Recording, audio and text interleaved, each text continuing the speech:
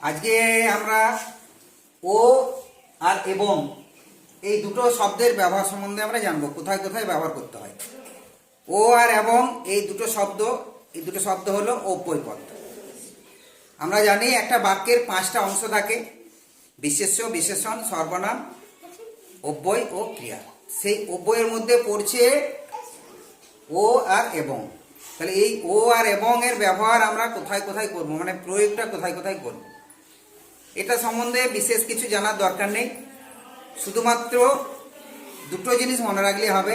এই ও শব্দটা বসবে আমাদের একটা বাক্যের দুটো শব্দের মাঝের মধ্যে। দুটো শব্দ, সেই দুটো শব্দের মাঝে ও শব্দ বসবে।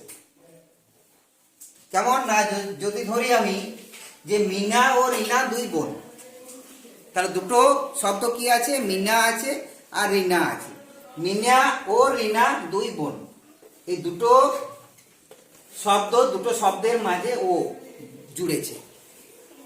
তাহলে দুটো শব্দকে জুড়ছে কে? ও। ঠিক সেই রকম শ্যাম ও শ্যামল খেলছে। কে কে খেলছে? শ্যাম ও শ্যামল।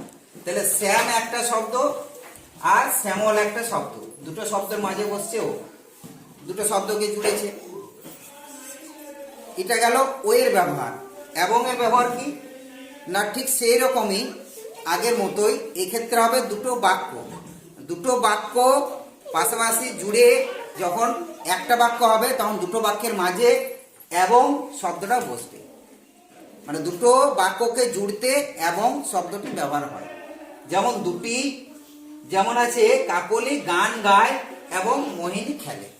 তাহলে একটা বাক্য হচ্ছে কাকলি গান গায় একটা বাক্য, আর মোহিনী খেলে আর একটা বাক্য। এই দুটো বাক্যকে জুড়েছে কে না? এবং। তাহলে দুটো বাক্যের মধ্যে বসে কে? এবং। আর একটি বাক্য যদি আমি ধরি, সোহম সকালে পড়ে এবং বিকালে খেলা করে। তাহলে দুটো বাক্য এর মধ্যে রয়েছে। সোহম সকালে পড়ে একটা বাক্য, আর বিকেলে খেলা করে দুটো বাক্য। এই দুটো বাক্যকে জুড়েছে কে? এবং। তাহলে দুটো শব্দের মাঝে বসছে কে? ও। আর দুটো বাক্যের মাঝে বসছে এবং। কিচ্ছু মনে রাখার দরকার নেই।